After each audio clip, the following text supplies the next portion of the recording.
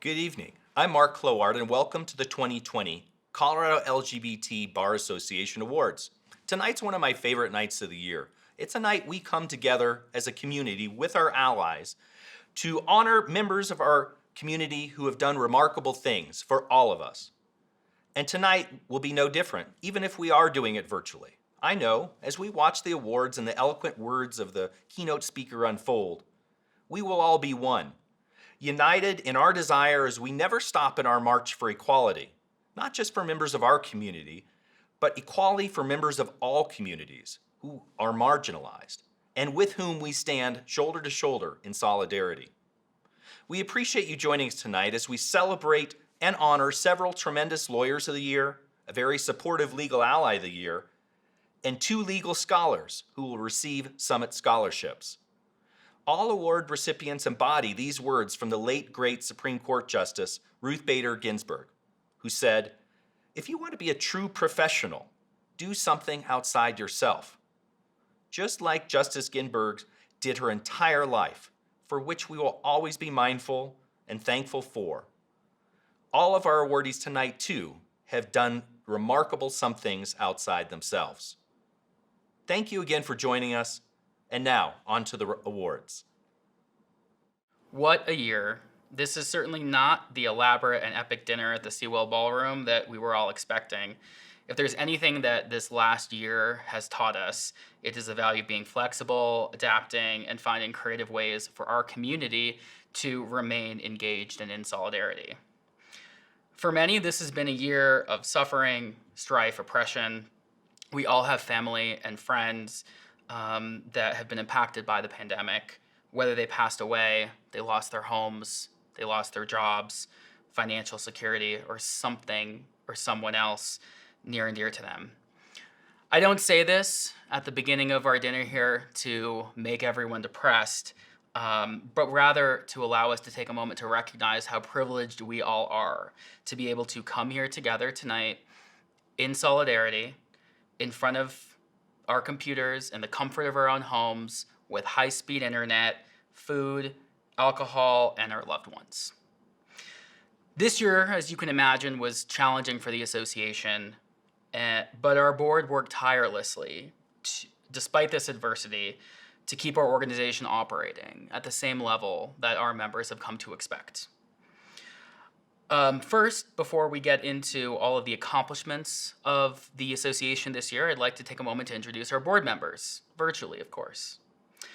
First, we have our immediate past president, Rachel Catt, our secretary, Amanda Bauer, our treasurer, Dave Kirsting, our programming committee chair, Shanara Quissel, our CLE chair, Kiki Council, our public policy committee co-chairs, Mari Newman and Rachel Catt, our Judicial Endorsement Committee co-chairs, Adam Mueller and Meredith Rose, our annual dinner chair, Tessa Becker, our Judicial Relations Chair, Brian Large, Magistrate Brian Large, our Social Media Chair, Jordan Blisk, our Website and Technology Chair, Owen Ziegler, our Newsletter Chair, Anthony Zarsky, Mentorship Chair, Robert Dodd, Community and Professional Engagement Committee Chair, Aras Jahanian, our DU representative, Kate Guggens, and last but not least, our President-elect, Ann Stanton. In December of last year, I announced our goals for the coming year, of course not anticipating that a pandemic would have some different ideas. Our first goal was to engage with the legislature. Our Public Policy Committee, led by Rachel Catt and Mari Newman, this year spoke on behalf of the association before various legislative committees, including the full House and Senate in Colorado on the following bills. SB 217, the Law Enforcement Accountability Act, requiring police to wear body cameras, releasing footage of certain incidents, limiting the use of deadly force, ending qualified immunity, and mandating that officer-involved deaths are investigated by the Attorney General. HB 1014, the misuse of human reproductive material. HB 1158, which requires health plans to cover services related to infertility. HB 110, repealing the death penalty. HB 1048, adding race-based hairstyles as a protected category. SB 83, prohibiting courthouse arrest by ICE officials. HB 1287, creating a state cause of action for rights protected under the federal constitution paralleling 42 U.S.C. 1983 causes of action. And we also supported a bill to eliminate the trans-panic defense, which ultimately lost, but will continue to support that important policy and legislation. We also played a role in defeating several bills this year, including HB 1033, which would have rolled back protections in the areas of healthcare, housing, and employment. HB 1063, which would have made it more difficult for the government to intervene in situations where there is a child in abusive or non-affirming households. HB 1114, which would have banned and criminalized gender reassignment surgery for minors. HB 1144, which would have limited minors' access to their health information and to mental health services. HB 1272, which would have limited the definition of marriage to that between a man and a woman. I thought we were past that. I guess not. HB 1273, which would have prevented transgender women from participating in women's sports from 6th to 12th grade. We also filed amicus briefs in 2 Supreme Court cases, the Colorado Supreme Court regarding common law marriage and its impact on same-sex relationships, including in LaFleur v. Pfeiffer and Hogsett v. Neal. 2 of our members, Ann Gushurst and John McHugh, argue before the Supreme Court in those cases pro bono. Moving on, our second goal is to evolve and engage with Greater Colorado. We hosted virtual coffee hours and happy hours, which included members from all over the state. Our mentorship program also took off this year virtually, and we were able to pair 14 groups of mentors and mentees across the state thanks to our mentorship chair, Robert Dodd. Our third goal was to engage law students. We sponsored and had members speak at a CU Outlaw Lunch Talk and CLE at the University of Colorado Law regarding polyamory and family law. We also did a virtual resume review and mock interviews with students in June, and we have an upcoming joint event with CU and DU to connect students as they embark upon law school via Zoom. Our fourth goal this year, was to engage with judges. We created a new judicial liaison position in our board, filled by Magistrate Brian Large, who spent the year meeting with judges and judicial officers to see how we can help them as judicial officers and give them resources on LGBTQ issues and also provide them with some best practices in working with LGBTQ litigants. Adam Mueller and Meredith Rose were heading up the Judicial Endorsements Committee, where we interviewed, I don't know how many people they interviewed. I looked through my email. I think it's at least 36 to 40 different candidates for different judicial officer positions through the state. And we sent at least 12 letters to the governor supporting different judicial appointees. Our fifth and last goal was to engage with allies. We engaged with allies by working closely with other diversity bar associations to co-sponsor legislation and advocate for systemic changes. This included adding a diversity, equity, and inclusion requirement for CLE, which we're still working on, rallying support behind SB 2217, co-sponsoring letters to the Supreme Court regarding judicial actions during COVID-19, and also working with the CBA to promote more inclusive and diverse legal practice in Colorado. This was certainly not the year that I had expected, but I am so proud of our board for all of their efforts, and I am thrilled that our membership has remained engaged with the bar this year in new and creative ways. Hi, I'm Governor Jared Polis. I'm so happy to join you virtually here at the LGBT Bar Association Annual Dinner and Awards. It's been a different year for the LGBT community, as it has been for everybody else, as we celebrated Pride apart and wore rainbow face masks to keep ourselves safe. I also want to give a shout out to everyone receiving an award tonight: Kiki Council, Tristan Gorman, and Mari Newman as their awards for Attorney of the Year for their dedication and work on racial justice and intersectionality in the LGBTQ community. Ally of the Year, Ellen Trackman, who's done legal and legislative work supporting equality, and also congratulations to this year's Student Scholarship recipients. Congratulations and thank you for everything that you do in a Colorado for all. All right, everyone. If you haven't already, make sure to grab a drink, grab some food. We're going to go ahead and take a moment to recognize some of our sponsors this evening. First sponsor I'd like to recognize is National Cinemedia, NCM, as a double rainbow sponsor. We have given NCM the double rainbow sponsor designation because not only have they supported us this year financially at the rainbow level, but they also provide all of tonight's video and recording services at no cost.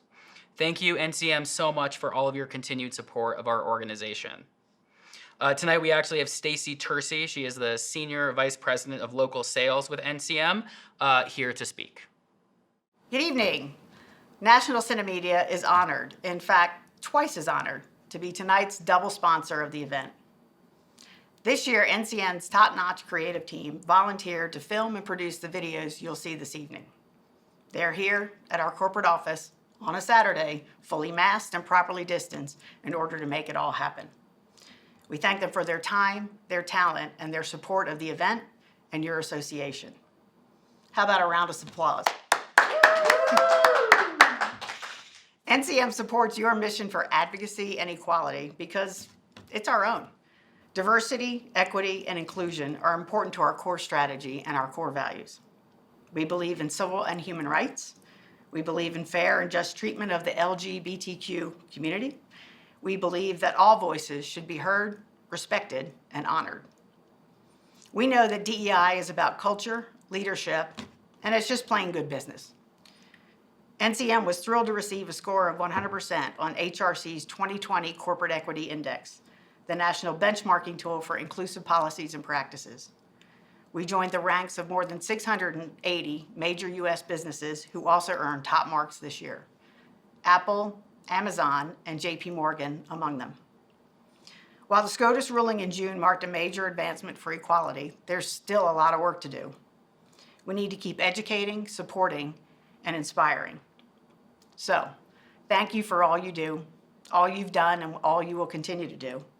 Keep up the good and necessary fight, and NCM will continue to stand with you. Together, we can do hard things. So, enjoy the evening. The second sponsor that we'd like to recognize is Nelson Mullins. They are a rainbow sponsor. Nelson Mullins is a full-service law firm with over 800 attorneys, over 25 offices across the country. They have also sponsored our dinner for the last several years, and we'd like to thank them so much for their continued support. We actually have a slideshow for everyone to view.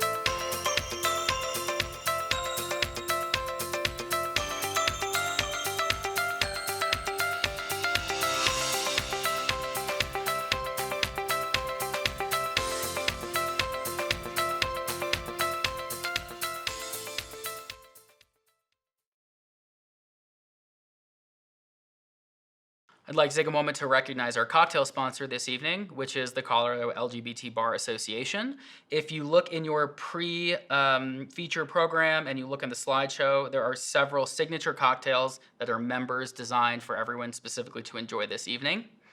We also have 3 platinum members, sponsors I'd like to recognize. That includes Anderson Hemmett. They've been a sponsor of ours for several years at our highest levels.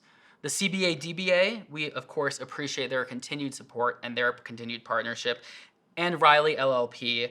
Riley LLP has been a sponsor of the dinner for several years, and they also have tirelessly represented litigants in novel LGBTQ issues, often pro bono. Before we move on to the next segment of the program tonight, being the recognition of the Attorney of the Year and the Ally of the Year, I do want to take 1 minute to just give a special shout out to Tessa Becker and Shanara Quissel. They were in charge of coordinating this dinner this year virtually. We had to make a lot of tough game time decisions with very, very little notice to make this happen. And they were so tremendous at being flexible and being accommodating and really rallying the forces necessary to make this happen this year.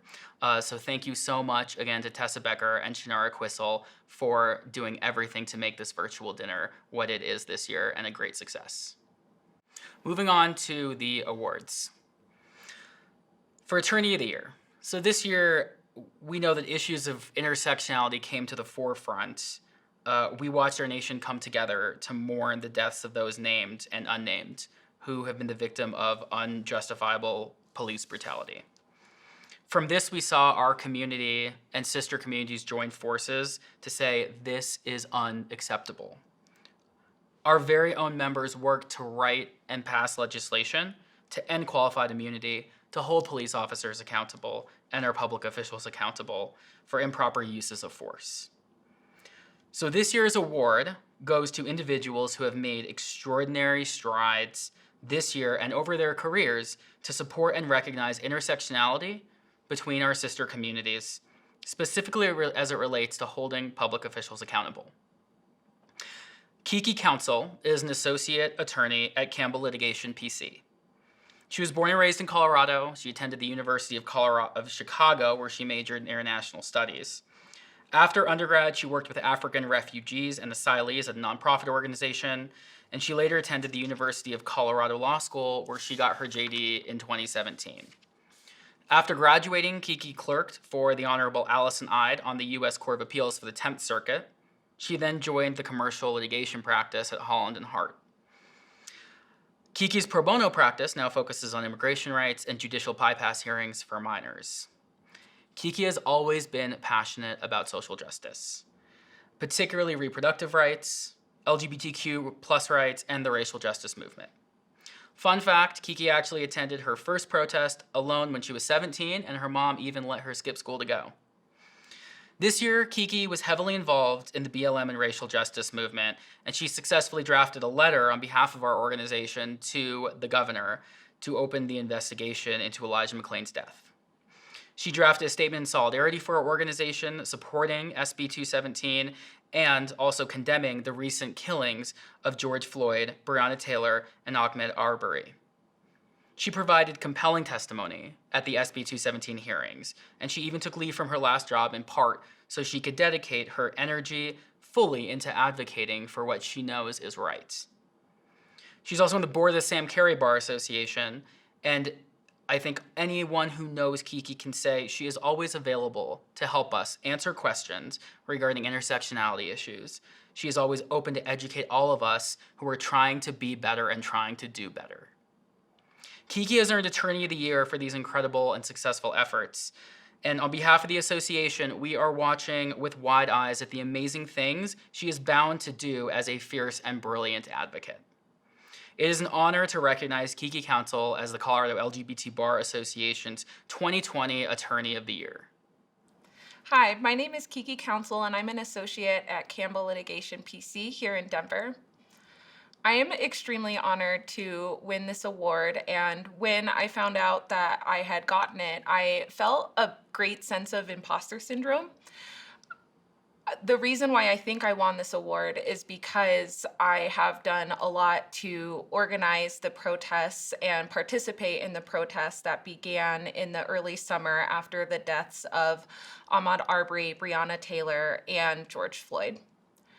The reason why protesting and civil disobedience is so important to me is because it's one of the few ways that I recognize and know historically that people who are like me and who look like me have been able to gain some sort of equal social and legal footing in the United States of America.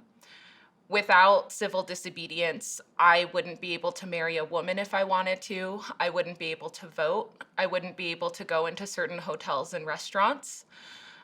There's so much that I wouldn't be able to do without the people who came before me who chose justice over order. And I think as attorneys, that's specifically what we are called to do. We are called to maintain justice over order and to recognize that even though we are lawyers and we uphold the law and we fight for the law, that sometimes the law is just wrong. It is wrong for police brutality and qualified immunity that insulates that police brutality to exist.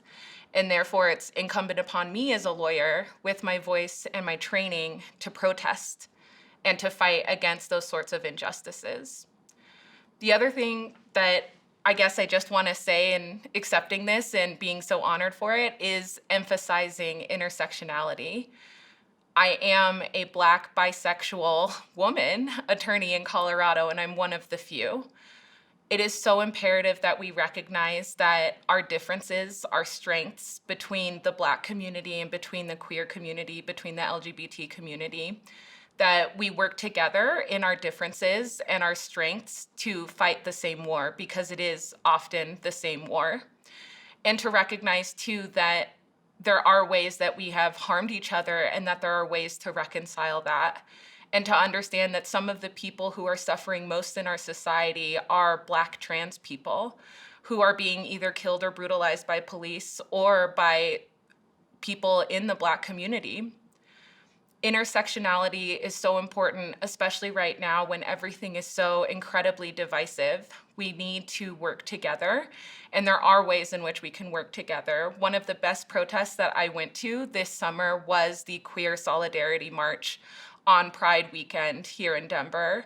It was absolutely beautiful to see everybody coming together in what effectively was a Pride March in solidarity against police brutality. That's essentially all that I want to say. I'm just so incredibly honored, and I can't believe that I was co-awarded this. I can't say enough about how much work Mari and Tristan have done and how incredibly important their work has been to get the police brutality bills passed and to continue to educate the public and represent those like Elijah McClain who have suffered and died at the hands of the police. So that's it. Our second awardee for Attorney of the Year is Tristan Gorman. Tristan is a fourth-generation Coloradan who grew up in Colorado Springs during the wake of Amendment 2. That inspired her to fight for the rights of marginalized communities in the criminal justice system specifically. She is a solo attorney at the Gorman Law Firm, where her practice is comprised of criminal defense and policy work in criminal justice. She's now the Legislative Policy Director for the Colorado Criminal Defense Bar, and she's also on the Denver LGBTQ Commission. This year, on behalf of the Colorado Criminal Defense Bar, she actually testified to repeal the death penalty successfully and had a former client that was on death row and had his sentence commuted out of death row to life without parole. As an advocate, she's been exposed to how people in the criminal justice system are treated as less than human because of their race, immigration status, sexual orientation, gender identity, gender expression, disability, socioeconomic status, or struggles with mental health and addiction. Tristan also is a member of our Judicial Endorsements Committee. Specifically, we chose to recognize Tristan this year because she assisted in drafting SB 217 with respect to all of the criminal justice-related provisions. She also testified before the House Finance Committee on the bill. She was at the bill signing, and she was involved on the ground at the protest to coordinate the first lawyers' protest in Denver with the National Lawyers Guild, the Colorado Freedom Fund, and the Colorado Attorneys Against Police Violence. Tristan is a tireless warrior who owns her privilege and uses that privilege to help those without and to break down the systems that oppress them. It is an honor tonight to recognize Tristan Gorman as Colorado LGBT Bar Association's 2020 Attorney of the Year. Good evening, everyone. I'm Tristan Gorman. I'm the policy coordinator for the Colorado Criminal Defense Bar and a former public defender.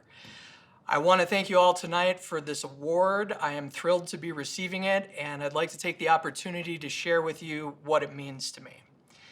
The two policy areas that I have cared about and been involved in my entire career are LGBTQ rights and reform within the criminal legal system. I started my career as an attorney with the Public Defender's Office in Denver, and I have been working on reforming the system ever since I left and got into work lobbying at the Capitol.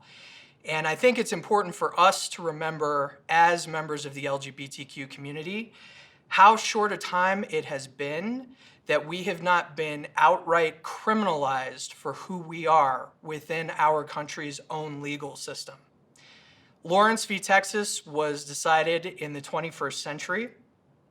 I think that a lot of us remember when Romer versus Evans and Bowers v. Hardwick were decided. And we really need to take a minute and remember what happened at Stonewall.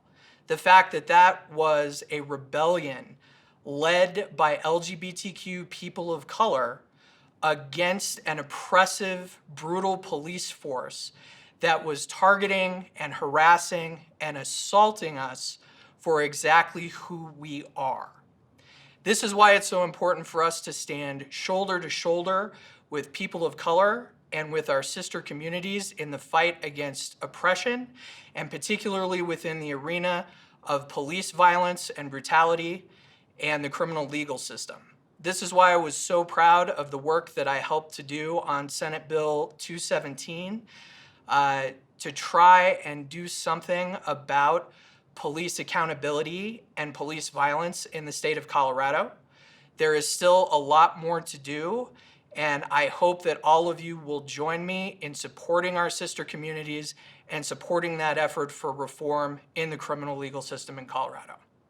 Thank you again for the award. I can't tell you how much it means to me.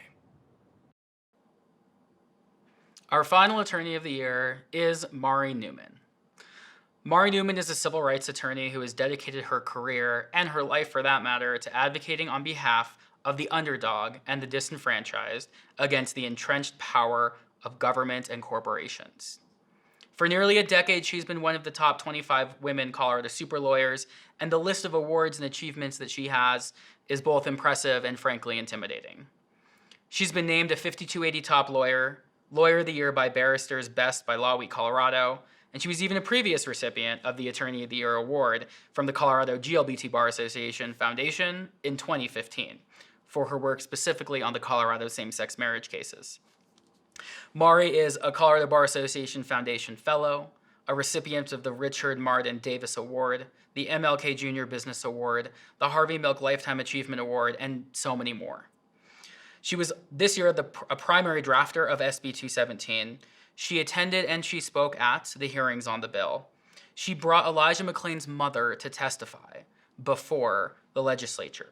She is now representing Elijah McClain's family in the ongoing investigation, which has gained national attention. Her work was instrumental, obviously, in reopening the investigation into Elijah McClain's murder. She's been recognized in national newspapers for her work over and over regarding racial justice and police brutality. Put simply, Mari has been suing the government for decades. She's been representing the interests of those who fall victim to its oppressive and sometimes deadly actions. Her style has been described as one who never backs down, is fearless, and doesn't really care who she might piss off. It is an honor tonight to recognize Mari Newman as, again, a Colorado LGBT Bar Association Attorney of the Year for 2020. Last summer, about this time, I was driving home from Colorado Springs. I had just met with the family of Devon Bailey, a young black man who had been killed by the Colorado Springs Police Department. That murder happened just within weeks of the Aurora Police Department killing another young black man, and that's Elijah McClain.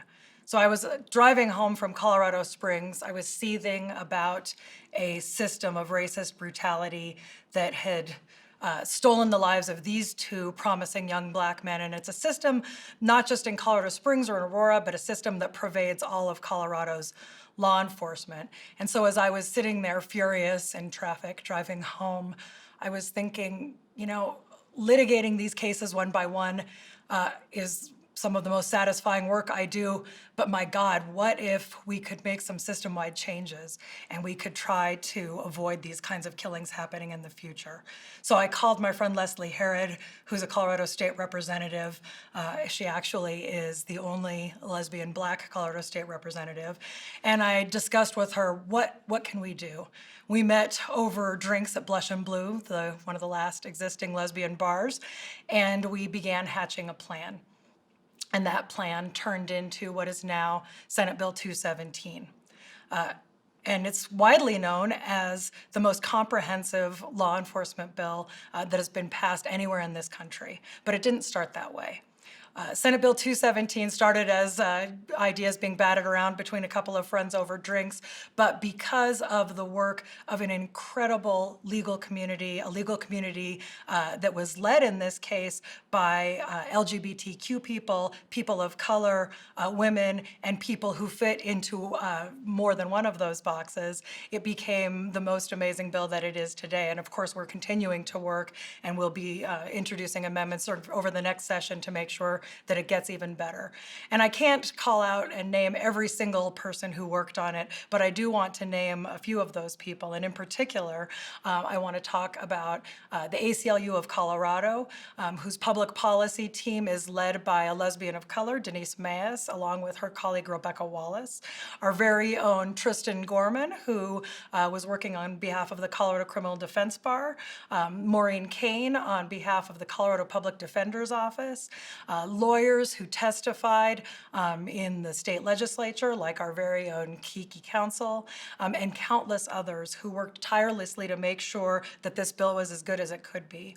Other people of color, sadly, also were in the room testifying, and those were the families of these young Black and brown people who are persistently killed by members of law enforcement, and people who are thrust into the limelight, thrust into this role of serving as public speakers and as ambassadors for a movement simply because they're mourning the death of a loved one. They were there too. The bill was introduced by our Black and Brown Legislative Council, and those legislatures included Leslie Herod and others. And then it was signed by our very first openly LGBT governor, Jared Polis. So this was an example of intersectionality at its finest, working toward a comprehensive law enforcement accountability and brutality bill, and I'm very proud to have been part of that group. I also want to say that every single day that we were working within the Capitol, there was an intersectional group of protesters outside yelling, chanting, and screaming in the streets, reminding all of the lawmakers of their accountability to the public. And I'm proud to say also that my 15-year-old daughter was one of those protesters, so hopefully that means my wife Elizabeth and I are doing at least one thing right. But as an activist, I always wonder, what more can I be doing? And of course, as a cis-presenting white woman, my duty is even stronger. That duty to every single day work against the forces of tyranny and oppression, to work against white supremacy, and to work against discrimination. This duty is especially present for me as a white lawyer who has all of the privilege and all of the opportunity to use my voice in one of the most powerful ways possible in our courts and in our Capitol. And now, with the death of the beloved, late, great Ruth Bader Ginsburg, it's incumbent on all of us to take a hold of one another's hands, to move forward in this fight together against oppression, and our voices must be heard because, as the great Audre Lorde has told us, your silence will not protect you. Now I'd like to take a minute to introduce our ally of the year. It is Ellen Trackman. She is the managing attorney of Trackman Law Center, LLC, which specializes in assistive reproductive technology law, adoption, and estate planning. She's also the co-director of Colorado Surrogacy, which is a surrogacy clinic that helps people of all walks of life start their own family. Ellen was a Denver Business Journal 40 Under 40 award recipient, GLBT Community Center of Colorado 2017 Legal Volunteer of the Year, and the Denver Gay and Lesbian Chamber Entrepreneurial Woman of the Year. She started working in surrogacy when she was in her 20s, when she became an egg donor. She saw the love that she was able to bring to families to be able to start their own, and that inspired her to leave her big law job and become an artificial reproductive technology lawyer. She says that children are so incredible and life-changing, and working in surrogacy is an amazing way to make the world a better place. While running a law firm and a surrogacy clinic, and of course parenting 4 children, she somehow finds time to manage a blog for Above the Law. Ellen has annually hosted a CLE for the Association on Artificial Reproductive Technology Law. She's sponsored many of our happy hours and regularly attends our events. This year, most notably though, she advocated for and wrote HB 201158, the Colorado Building Families Act, which now requires health plans to cover diagnoses of infertility, treatment of infertility, and fertility preservation services. And this was signed into law this year and takes effect in 2022. Put simply, Ellen's work has created a reliable pathway for LGBTQ people to become parents. It is an honor to recognize Ellen Trackman as the Colorado LGBT Bar Association's Ally of the Year. Hi, my name is Ellen Trackman. Thank you so much for this award of Ally of the Year. I am incredibly humbled and honored to receive this. For those of you who don't know me yet, I am the founder of Trackman Law Center, a firm specializing in assisted reproductive technology law, which is egg donation, sperm donation, embryo donation, and surrogacy. I'm also the co-founder and co-director of Colorado Surrogacy. In addition to those, I write a weekly legal column on assisted reproductive technology legal issues, where I've had the honor to be able to speak out when we see discrimination in this area. And I also co-host a podcast called I Want to Put a Baby in You, where I get to interview amazing people in this area. Several things this year that have been amazing that I've been able to work with the LGBT bar on. One, I'm on the board of the LGBT Chamber of Commerce. So for every year, we've been able to join the two organizations together to build better synergies between our groups.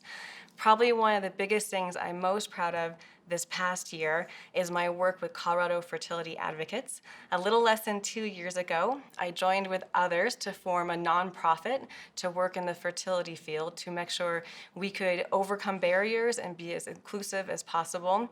And this past year, in this past congressional session, we were a big voice in advocating for HB 1158, the Colorado Building Families Act. And we feel incredibly fortunate to have been successful and pass this piece of legislation. For those not familiar, prior to this time, most people who needed fertility treatment access, you were generally paying out of pocket, and it can be incredibly, incredibly expensive. So you break your leg, your insurance helps pay to fix that. You go to the doctor and find out you're having problems having a child, you end up paying out of pocket. And for most people, that's just the way it was, unless you were fortunate enough to work for Google or Facebook. But we saw other states changing the law to better support growing families and thought Colorado could be next. So we are happy to have advocated and to seeing that success. And starting in 2022, there's a little lag time in effectiveness, unfortunately, but after 2022, there will be better access to fertility care in Colorado. And we are very excited to be inclusive and work with the LGBT bar and other communities to make sure that language includes all forms of families and isn't exclusive as to who could access care when trying to form a family. I'm incredibly grateful again for this award and honored to work with the LGBT bar in better supporting growing families. Thank you. I would like to thank the board members of the Colorado LGBT Bar Foundation for all of their hard work, and also the board members of the Colorado LGBT Bar Association, and especially Tessa Becker and Shannara Quisel, who have put forward countless hours to plan and organize this event. Thank you. Since just 2016, the foundation, with help from its generous sponsors like you, have awarded over $50,000 in scholarships to scholars at CU and DU law schools. I'd like to now introduce our first Summit Scholar, Bernardo Belloso. Bernardo grew up in Venezuela. He's trilingual in his native Spanish, of course, and he's also English proficient and conversational French. He realized by the time he graduated from high school, he needed to move on, and he moved away from his family and friends in Venezuela and moved by himself to Chicago, where he began volunteering at various charities in the city. For example, the Center of Halstead and the Fair Housing Legal Clinic, where he worked to end discrimination in housing in Chicago. He also attended Loyola University of Chicago, where he received a BBA in Business, Marketing, and Management, and an MBA with a concentration in entrepreneurship. While at Loyola, He volunteered at the John Marshall Law School Community Legal Clinic, which ignited his desire to attend law school. He now attends the University of Colorado Law School, and he expects to graduate in May 22 with a concentration in entrepreneurship.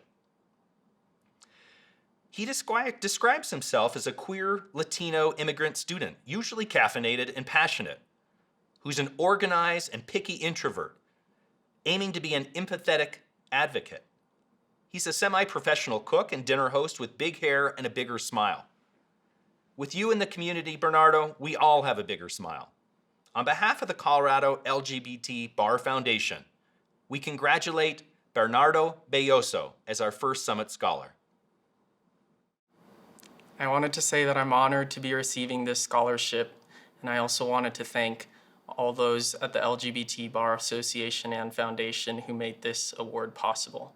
I would also like to thank the sponsors for fostering the much-needed advancement of minority leaders in our communities. Thank you. I'd now like to introduce our second Summit Scholar, Rachel Blue. Rachel has a BA in English with a minor in psychology from Old Dominion University, where she also played as a goalkeeper on their D1 women's soccer team. She also has an MFA from Old Dominion University as well. She expects to graduate in May 2021 from DU Law School, focusing on international law. Between her first and second years of law school, she got a taste of international law when she studied abroad in Sorrento, Italy, where she was accompanied by her wife and young daughter. Before coming to law school, Rachel has been a teacher for over 18 years, first at the Tidewater Community College in Virginia Beach, Virginia, where she taught composition, and most recently as a full-time faculty member, all the while through law school, at the Community College of Aurora, where she teaches English, composition, and literature. She describes her teaching philosophy as innovative instruction with a heartfelt student engagement. She participates in Safe Zone trainings. She helped form and now acts as the faculty advisor for the LGBT Student Alliance. She's on the President's LGBT Task Force, and she's a facilitator for the Inclusive Excellence Initiative. She describes herself as, quote, in love with her daughter's giggle and her wife's intelligence, and she says she's happiest in the sea with the rhythm of the waves to slow her pulse. Her champion has always been her mother, who unfortunately passed away 10 years ago. Her mom always told her in times of trouble that, quote, tomorrow will be better. Well, with Rachel, as active as she is in our community, I know tomorrow will be better. On behalf of the Colorado LGBT Bar Foundation, we congratulate Rachel Blue, our second Summit Scholar. My name is Rachel Blue, and I'm a student at the University of Denver, Sturm College of Law. I am pleased, honored, proud, and ecstatic to receive this year's Colorado LGBT Bar Foundation Summit Scholarship. A few of the interests that are very close to my heart are, first and foremost, graduation, May 2021. After that, I'm very much looking forward to shifting careers after a very long tenure as a college professor. And my hope when I get into the field of law is to not only affect change domestically, but on an international scale. And the hope is to help build sustainable futures for my children and for yours. Thank you. Thanks for sticking with us, everyone. I hope you're having a good time. Take a minute to get another drink, get some food, because we're about to transition to our keynote speaker tonight. So tonight's keynote speaker is Mari Newman. Mari, specifically we asked her to speak because of her work on SB 217 this year, police brutality, intersectionality, and her everlasting fight for the underdog. She has some inspiring words to share with us, so sit back, relax, and here's Mari Newman. Well, here we are at the LGBTQ Foundation Bar Association's 2020 dinner. No reunions with friends, no fancy outfits, no glamorous setting, just me standing here all by myself talking to this camera. And you know, a lot of people say that 2020 has been a surprising dumpster fire of a year, and it has been a dumpster fire, there's no doubt about that. But really hasn't been any kind of surprise here. And I think for us to say it's a surprise is really disingenuous when the way that 2020 has turned out is the foreseeable and inevitable consequence of a system that is built on tyranny, on oppression, and on abuse of people around us. When we divest from education, when we militarize the police, and when we quit treating people as we would want to be treated ourselves, this is how things turn out. So it's not shocking, really. But it is surprising in that we were really just on an amazing trajectory. We had just elected our first Black president, which was not a symbolic move at all. In fact, we were moving toward equality in so many different ways. And we had overcome some really monumental barriers. And that wasn't just true for LGBT people, it was true for people of color, for disabled people, for people in poverty, for immigrants. And it was true in the area of criminal justice reform. Since we're at the LGBTQ Foundation dinner, I'll talk about our advances, which were particularly remarkable. We had gone from a point where it was not even legal for us to have consensual same-sex relationships to a point where our marriages are legally recognized. Protections against hate crimes were expanded to include prohibitions against hate crimes on the basis of sexual orientation and gender identity. Don't Ask, Don't Tell had finally been repealed after so many years. And the Affordable Care Act was allowing many people who had never before been able to get insurance because of discrimination in the insurance industry to finally be able to meet their healthcare needs. And that wasn't just healthcare needs on behalf of LGBTQ people. That was an expansion of healthcare that crossed all kinds of lines. People of color, millions of Black and brown people had the ability to get insurance for the first time in their lives because of the Affordable Care Act. Rights of people of color expanded in many other ways as well. There was expansion in the Head Start programs so that kids could get a good start toward their education, which was particularly impactful on people who were both Black and brown and people who had limited economic means. There was progress in the restoration of land to Native Americans. And in the judiciary, there was an amazing amount of progress. The appointment, the lifetime appointment of 62 African American judges on the federal bench. And in a truly historic moment, the appointment of Supreme Court Justice Sonia Sotomayor, the very first Latinx woman on the Supreme Court. So that crossed all kinds of different boundaries. And in the intersection of race and national origin, there were other outstanding improvements as well.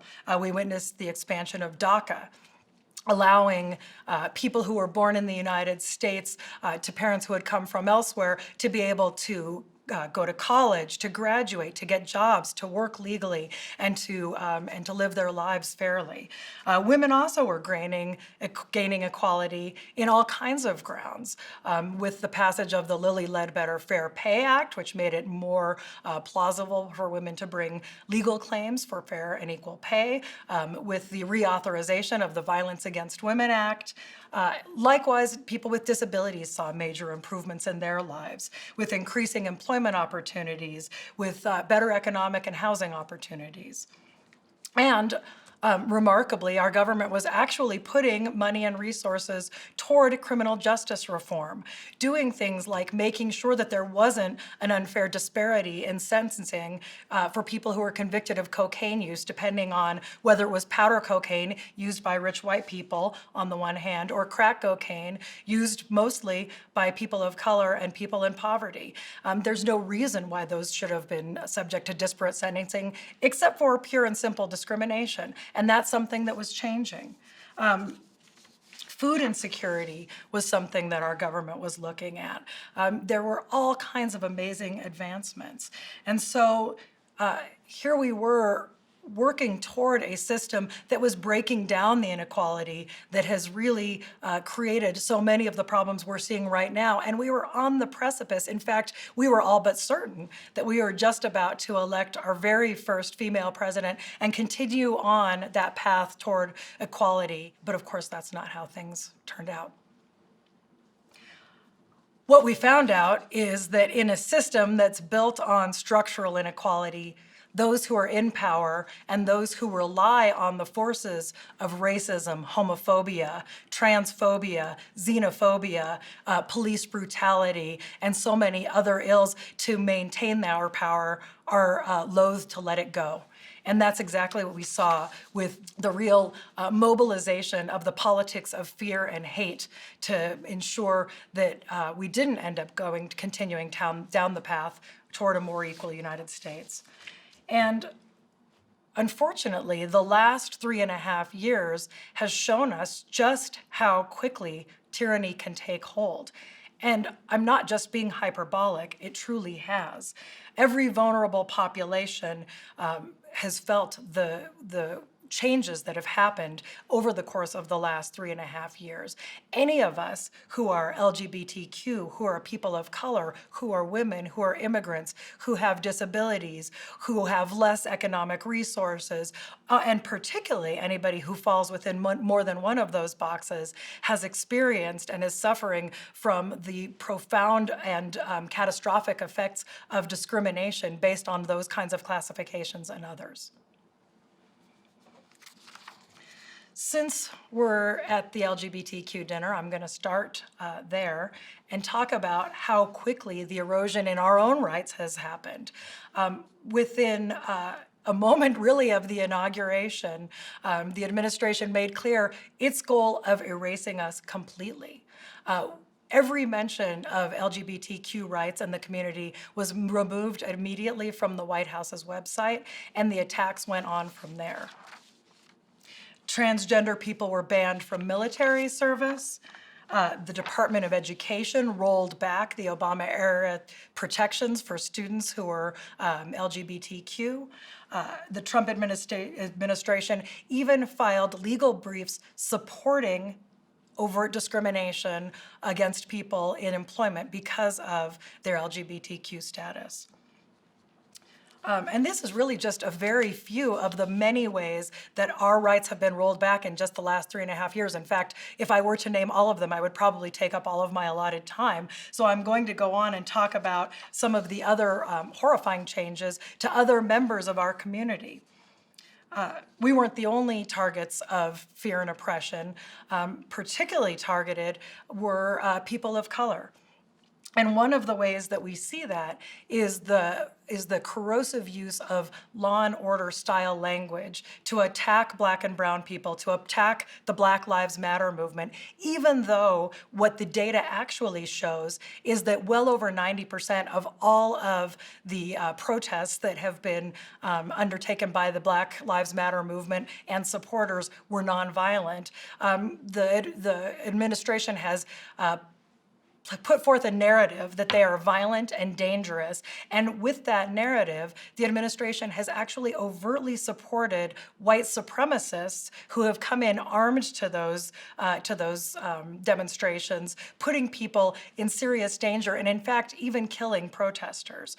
This is what we call the politics of fear, and this is the tyranny that we have allowed to take hold because of our failure to act and our failure to pay attention.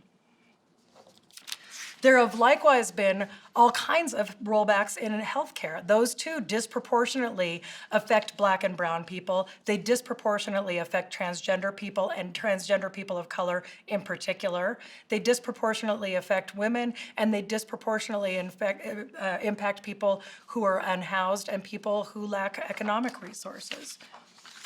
The administration's really terrible response to the COVID-19 epidemic has also disproportionately impacted people of color.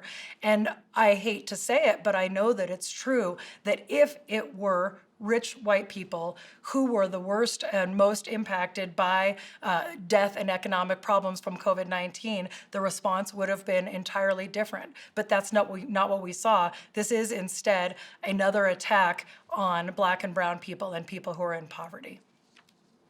And of course, women's rights are under attack as well, which should not come as some kind of a surprise to us. When we elect a president who boasted about grabbing women by the pussy, it's no surprise to now see that, in fact, our rights are disintegrating. Reproductive rights are under attack at every turn.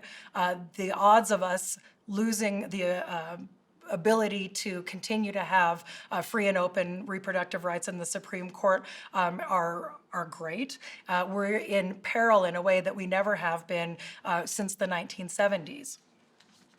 Of course, the attack on immigrants is likewise no surprise when we are talking about an administration that came in on the premise of building a wall to make sure that we know who was us and who was them. The entire premise was to make sure that we know who we support and who is other.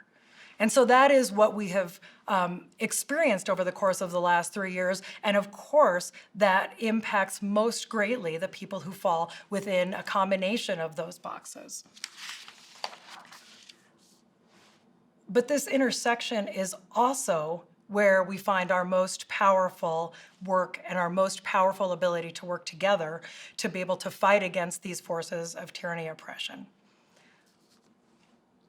As Black lesbian feminist political analyst Audre Lorde put it, there's no such thing as a single issue struggle because we don't live single issue lives.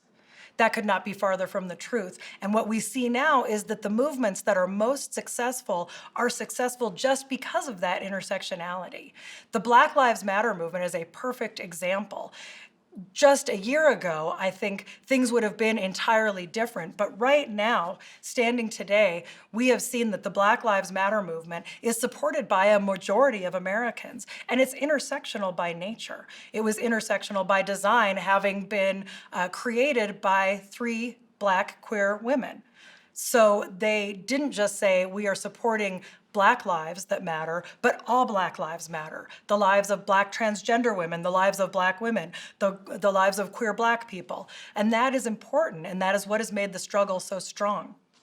As we're protesting these intersectional issues, the police brutality against people of color who are women, who are transgender, who are queer, who are disabled, we are finding new language of intersectionality, joining forces together to work more powerfully together. And this isn't something new. This is actually something that has been happening for quite some time. We also look at the Me Too movement.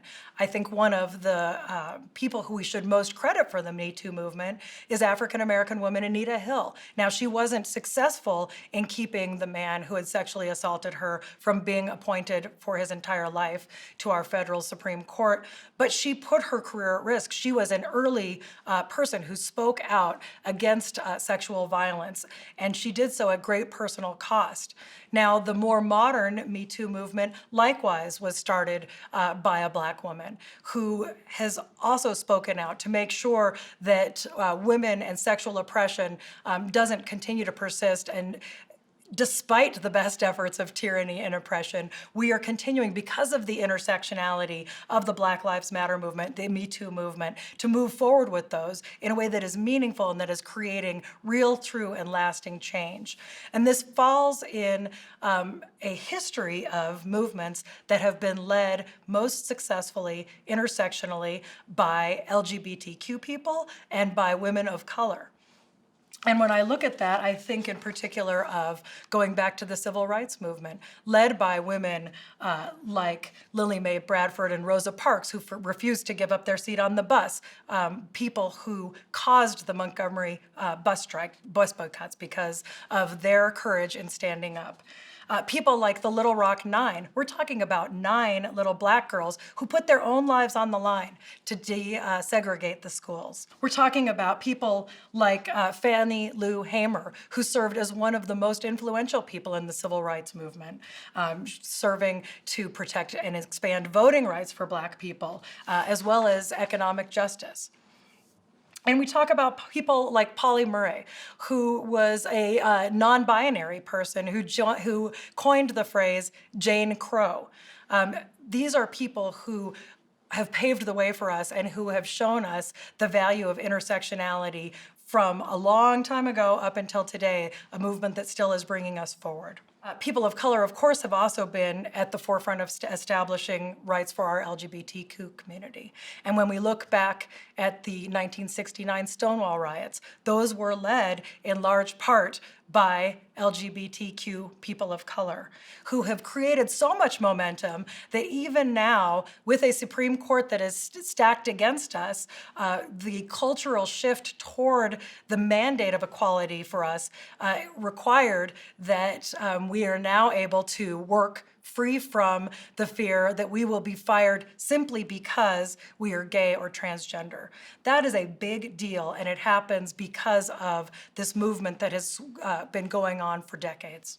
So our history of progress is a history of intersectionality, and that's as true today as it ever was. Now, as we move toward what is probably going to be the most important elections of all of our lifetimes, we have to be especially vigilant about attacks on free speech. We need to protect the rights of protesters, those who are speaking out against the evils of society. And we need to make sure that our press is free so that we know what is going on. More than anything else, we need to make sure that we are fighting against voter suppression, because we all need to be able to vote so that all of our voices are heard. As we speak out against racism, against police brutality, against xenophobia, against transphobia, against homophobia, against all of these ills, we must do so together, because that is how we are going to rise or fall. Thank you so much, Mari, for sharing your amazing wisdom and your words with us today. I can't say enough how blessed we really are to have you as part of our community. Before we close the night out, there are two things that I'd like to share. So first, please take a minute to donate to the foundation through our Q Gives campaign. You can find the donation link on our website on the event page. Usually, our dinner is a little bit different, and we're able to collect some money through the fees that we charge for the dinner. This year, we're able to offer the dinner to all of our attendees at no cost, thanks to NCM and all of our sponsors. But we still do rely upon that money to be able to give all the scholarships each year. So please, please, please take that link, share it with family, friends, your firm, your boss, etc., and give, if you can, what you can. Second thing before we close the night, I do want to take a moment to recognize and observe the loss of one particularly notable jurist in our community, Justice Ginsburg. Justice Ginsburg died September 18th of this year, and no words can communicate the respect and the admiration that she deserves. Justice Ginsburg was a fearless leader on the court for gender equality and for civil rights, and she advocated for us to, quote, fight for the things that you care about, but do it in a way that will lead others to join you. She left her followers with some hope, stating that, quote, justices continue to think and change. I am ever hopeful that if the court has a blind spot today, its eyes will be open tomorrow. Thank you all for attending this year's annual dinner to share and to celebrate the accomplishments of the Colorado LGBTQ community. We hope to see everyone next year, hopefully in person at the Sewell Ballroom, at the event that we've all come to love and enjoy, to celebrate our community's continued accomplishments. In the meantime, carry on, keep fighting the fight, and thank you for continuing to support the Colorado LGBT Bar Association and Foundation. Happy Pride!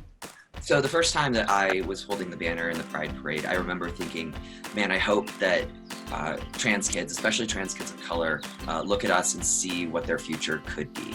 I mean, it's bizarre that all of this is happening in COVID times, right? Especially because the LGBT community knows better than anyone how important community and taking care of each other is. You don't have to be the notorious RBG to belong in the Colorado LGBT Bar Association. We're made up of lawyers, law students, and other legal professionals working to promote fair and just treatment under the law. Happy Pride, everybody. Stay safe. Looking forward to celebrating with you next year. Remember, wear your masks. Happy Pride, Colorado. Have fun and be safe. With our community's resilience, brilliance, and creativity, I think we can accomplish both. See you next year.